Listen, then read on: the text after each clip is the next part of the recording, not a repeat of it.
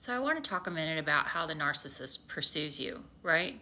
So in the beginning, and love bombing can look many different ways, but just bear with me here a second.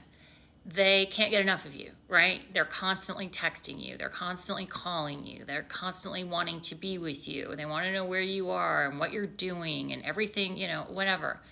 And if you start to put up any kind of healthy boundaries with them, they're not going to like that at all, are they? You're not allowed to do that. But more importantly, what's on my mind today is the fact that they can't get enough of you, right? They're running after you, chasing you, maybe buying you gifts and that kind of thing. But love bombing, again, looks different for everyone. It could be just meeting an emotional need. It could be, just being super empathetic, sympathetic. I mean, listening ear all the time, and just seems like they're always there for you and so comforting. And then, of course, all of that goes away once they get what they want from you. But one of the things I really want to talk about is how at the end of the relationship, how delusional they are. They kind of forget that, they wanted you so bad that they didn't know what to do with themselves in order to get you, and how badly they wished they could be with you. And once they get you, it's like a child with a toy. Once they get the toy, sometimes, little children, and then they just throw it down because they got it and they're just not that interested in playing with it anymore. Well, that's how a narcissist feels about you. Once they get you and they played with you a little bit, they want to go get a new shiny toy to play with. But the thing is, like, on the way out, how they treat you. I mean, I remember my narcissistic ex, saying something like, "You pushed me into marrying you."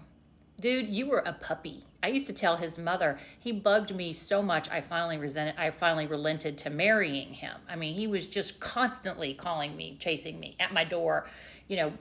We worked together, so he was always at my desk, and it was crazy. But they want to, in their delusional minds at the end of the relationship, blame you for everything. Even, they're so delusional, they want to believe that you came after them. And I'm sure many of you are going to share stories with me of that exact same thing, of these delusional things that these narcissists say when they leave the relationship. It's all quite crazy. But yeah, so just remember, the narcissist can't get enough of you in the beginning. They get you, and then they don't want you anymore. They want something else. Remember, it is not you. It has nothing to do with any of you out there. It has to do with them. It has to do with their dysfunction. It has to do with their inability to be able to connect and to really give of themselves to another human being. And it has to do with them projecting and putting all their insecurities on someone else, particularly you.